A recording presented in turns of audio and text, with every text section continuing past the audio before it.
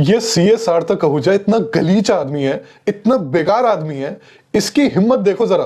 कल मैंने जब इसको फैक्ट चेक करा कि कैसे दुबई में Indians largest real estate owners नहीं है, बल्कि फॉरेनर्स जो रियल एस्टेट ओन करते हैं दुबई में, उसमें इंडिया का लार्जेस्ट शेयर है, और वो भी कुछ भी नहीं है जब आप कंपेयर करो इमिग्रेंट्स में इंडिया का कितना शेयर है दुबई में। और मैंने इस बंदे से पूछा कि तूने जो क्लेम करा है कि लंदन में इंडियन ज्यादा प्रॉपर्टी ओन करते हैं as oppose to Britishers themselves, उसकी डिटेल रिपोर्ट का कोई सोर्स दे। तो बजाय इसके बंदा रिस्पॉन्ड करे, मैंने इसे टैग करा था पोस्ट में, ये मेरे पेज पर गया, मेरी वीडियो देखी, पोस्ट उठा ली बिना रेफरेंस दिए और अपना कंटेंट बनाकर बेच दिया उसको। You know how much money you need to be in the top 1% of India? Well, if you earn more than 21 lakhs per annum or have a net worth of over 80 lakhs, you're already in the top 1%. अब जरा मेरी post देख लो ये वाली, जिसका reference ही उड़ा दिया इसने। अगर आपके पास कम से कम 21 लाख रुपए जितनी संपत्ति है तो आप देश के वेल्थीएस्ट 10% के अंदर आते हो। वहीं अगर आपके पास कम से कम 82 लाख रुपए जितनी संपत्ति है, 82 लाख रुपीस, तो आप देश के टॉप 1% के अंदर आते हो। अब जल्दबाजी में नकल मारने में दिक्कत यह है कि आप हौच पौच कर दोगे चीजों को और आपकी बात में प्रिसीजन नहीं आएगा। तो फॉर एग्जाम्पल, मैंने अपनी वीडियो में बोला था 21 लाख रुपए नीडेड है for coming in top 10% of wealth group, ना कि इनकम ग्रुप, और 82 लाख को इसने कर दिया 80 लाख। इनकम कितनी चाहिए टॉप 1% में आने के लिए? तो सर 20,73,846 रुपए चाहिए। 21 लाख से 26,000 के around come.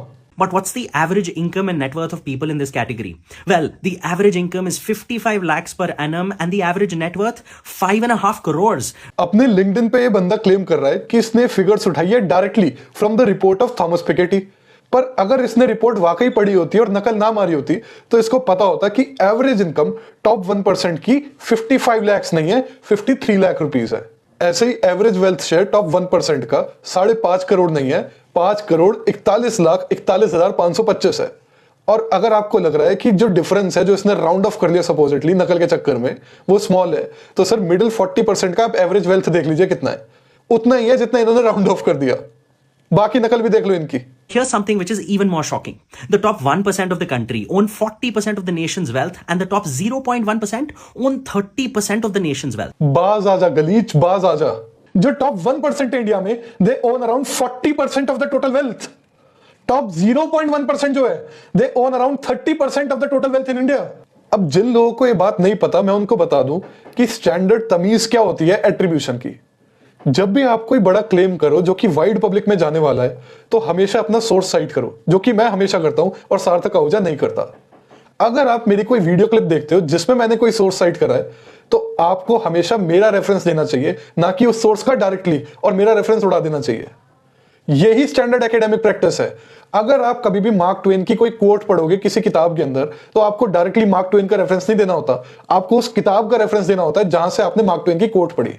It is not plagiarism to quote Mark Twain correctly. Except that you cite Mark Twain and not Joan Peters. I'm a professor, sir.